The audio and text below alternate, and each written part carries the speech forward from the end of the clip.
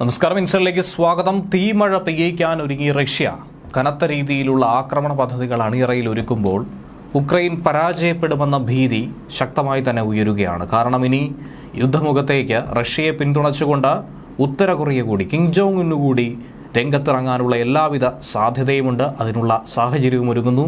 ഏതാനും ദിവസങ്ങൾക്കകം അമേരിക്കയാകട്ടെ Ukraine funding പൂർണ്ണമായും അവസാനിപ്പിക്കുമെന്ന് വേണം ഇതിലൂടെ മനസ്സിലാക്കാനും. എന്തുകൊണ്ടാണ് പൂർണ്ണമായും അവസാനിപ്പിക്കുന്നതെന്ന് ചോദിച്ചു കഴിഞ്ഞാൽ, ട്രംപ് നേരത്തെ തന്നെ ഉന്നയിച്ച ഒരു വിഷയം, അമേരിക്കൻ നികുതി പണം എന്തിനാണ് കണ്ട രാജ്യങ്ങളിലുള്ള യുദ്ധത്തിനായി ചിലവഴിക്കുന്നത്, മറ്റ് സഖ്യത്തിനായി ചിലവഴിച്ചു കൊണ്ടിരിക്കുന്നത് എന്ന ചോദ്യം അതുതന്നെയായിരുന്നു മേക്ക് അമേരിക്ക ഗ്രേറ്റ് അഗെയിൻ എന്ന ട്രംപിന്റെ വാഗ്ദാനത്തിന് പിന്നിലുണ്ടായിരുന്നത്. അങ്ങനെ യുദ്ധത്തിന് ചെലവിടുന്ന കോടിക്കണക്കിന് രൂപ രാജ്യത്തിന്റെ വികസനത്തിന് വേണ്ടി ഉപയോഗിക്കുമെന്ന വാഗ്ദാനം നടപ്പിലാക്കാനാണ് ട്രംപ് തീരുമാനിച്ചിരിക്കുന്നത്. അങ്ങനെ വരുമ്പോൾ പുടിനുമായി സംസാരിച്ചുകൊണ്ട് യുദ്ധത്തിൽ ഒരു അവസാനം കണ്ടെത്താൻ തനിക്ക് സാധിക്കുമെന്ന പ്രത്യേകത, പുതിയ ആയുധങ്ങളൊന്നും തന്നെ ഉപയോഗിക്കാതെ സംസാരത്തിലൂടെയും സംഭാഷണത്തിലൂടെയും ഇത് അവസാനിപ്പിക്കാൻ പ്രത്യേകിച്ചും ഇസ്രയേലിലും അതുപോലെ തന്നെ റഷ്യയിലും വേണ്ട വിധത്തിൽ സ്വാധീനം ചെലുത്താൻ ട്രംപിന് സാധിക്കുമെന്നുള്ള പ്രത്യാശ, അതിലൂടെ ട്രംപ് പുടിൻ അച്ചുതണ്ടാണ് ഉയർന്നു വന്നിരിക്കുന്നത്. അതിലേക്ക് മറ്റൊരാൾ കൂടി കടന്നു വരുന്നു. അതുതന്നെയാണ് കിം ജോങ് ഉൻ. ഈ മൂന്ന് നേതാക്കൾ കൂടി ചേർന്നുകൊണ്ട് ഒരു പുതിയ അച്ചുതണ്ട് രൂപപ്പെട്ടുകൊണ്ടിരിക്കുന്ന ഒരു സാഹചര്യം കൂടിയാണ് ഇപ്പോഴുള്ളത്.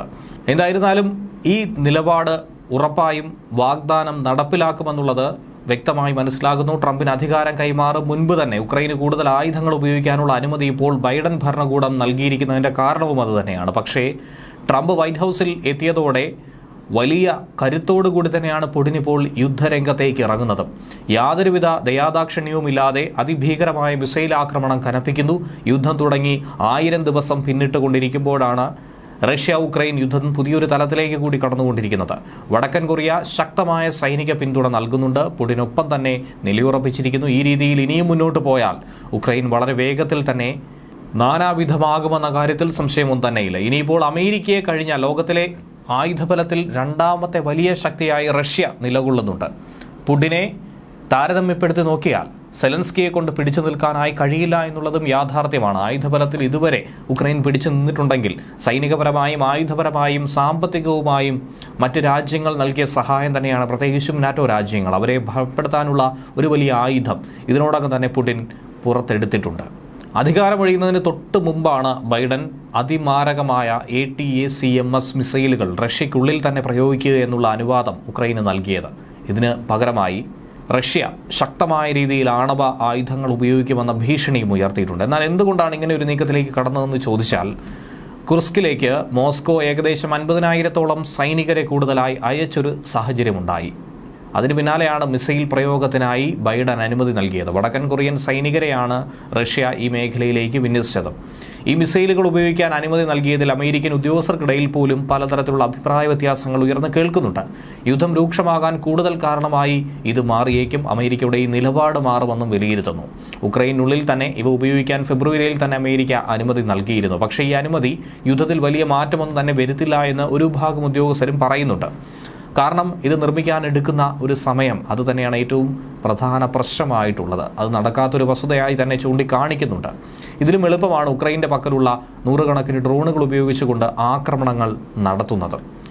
ഉക്രൈൻ യുദ്ധം രൂക്ഷമാകുമ്പോൾ റഷ്യൻ സൈന്യം ഏത് ഭാഗത്തു നിന്നും ശക്തമായി തന്നെ പിടിച്ചെടുക്കുന്നതും വലിയ തേരോട്ടം നടത്തുന്നതുമായിട്ടുള്ള വാർത്തകളാണ് പശ്ചിമേഷ്യൻ മാധ്യമങ്ങളിൽ ഇപ്പോൾ നിറയുന്നത്.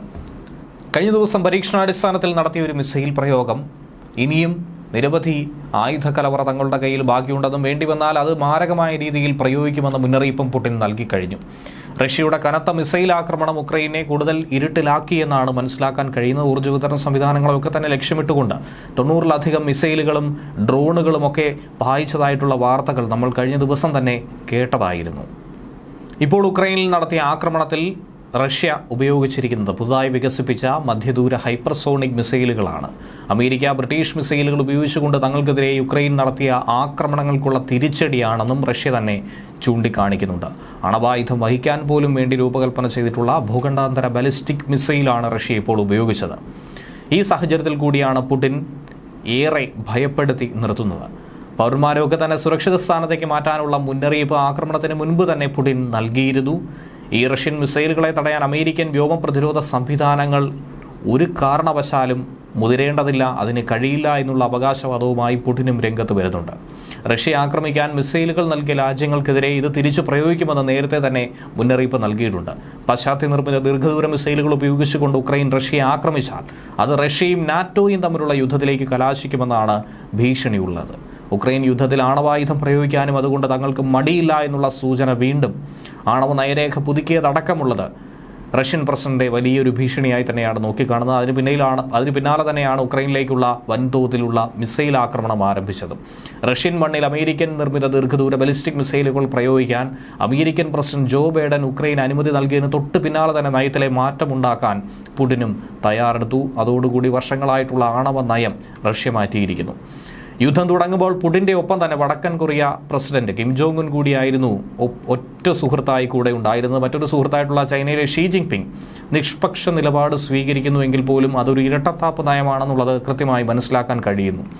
വ്യക്തിപരമായി ട്രംപ് കൂടി സുഹൃത്തായ രീതിയിൽ ഇപ്പോൾ അധികാരത്തിലെത്തുമ്പോൾ അമേരിക്കയെ കുറച്ചുകൂടി മയപ്പെടുത്തി കൊണ്ടുപോകാൻ കഴിയുമെന്ന ചിന്താഗതി പുടിനുണ്ട്. ഉക്രൈനുമായിട്ടുള്ള യുദ്ധത്തിൽ റഷ്യയ്ക്ക് നല്ല പിന്തുണ നൽകുമെന്ന കാര്യം ആവർത്തിച്ചു പറയുന്ന ഉത്തര കൊറിയൻ ഭരണാധികാരി കിം ജോങ് ഉൻ റഷ്യയുടെ പ്രതിരോധ മന്ത്രി ആൻഡ്രി ബെലോസുമായി കഴിഞ്ഞ ദിവസം നടത്തിയ ഒരു കൂടിക്കാഴ്ചയ്ക്ക് പിന്നാലെയാണ് കിം ജോങ് ഉന്നും ഈ പോരാട്ടത്തിൽ ഇറങ്ങുമെന്നും എല്ലാ തരത്തിലുള്ള പിന്തുണ നൽകുമെന്നും തുറന്നു പറഞ്ഞിരിക്കുന്നത്. കഴിഞ്ഞ കുറച്ച് മാസങ്ങളിലായി 10,000-ലധികം സൈനികരെയാണ് ഉത്തര കൊറിയ റഷ്യയിലേക്ക് അയച്ചത്. നമുക്കറിയാം 50,000-ഓളം സൈനികരെ അയച്ചപ്പോഴായിരുന്നു വലിയ പ്രകോപനമുണ്ടായത്. റഷ്യയുടെ അതിർത്തി മേഖലയിൽ പലയിടത്തായി ഉത്തര കൊറിയൻ സൈനികരെ വിന്യസിക്കുകയും ചെയ്തു. ഇരു രാജ്യങ്ങളും തമ്മിൽ സൈനിക സഹകരണം വർദ്ധിപ്പിക്കുന്നതിൽ പല ലോകരാജ്യങ്ങളും പരസ്യമായി ആശങ്ക തുറന്നു പറഞ്ഞിരുന്നു. അതിനിടയിലാണ് ഉത്തര കൊറിയൻ സംഘം റഷ്യൻ സൈനിക സംഘവുമായി ഇങ്ങനെ ഒരു കൂടിക്കാഴ്ച നടത്തിയതും എണ്ണയ്ക്ക് പകരം കരുത്തനായ ഒരു സൈനിക ബലം തങ്ങൾക്ക് നൽകാമെന്നുള്ള വാഗ്ദാനമാണ് നിലവിൽ ഉത്തര കൊറിയയും റഷ്യയും തമ്മിലുണ്ടാക്കിയിരിക്കുന്ന ഡീൽ. ന്യൂസ് ഡെസ്ക് മലയാളി വാർത്ത ഇൻസൈഡ്.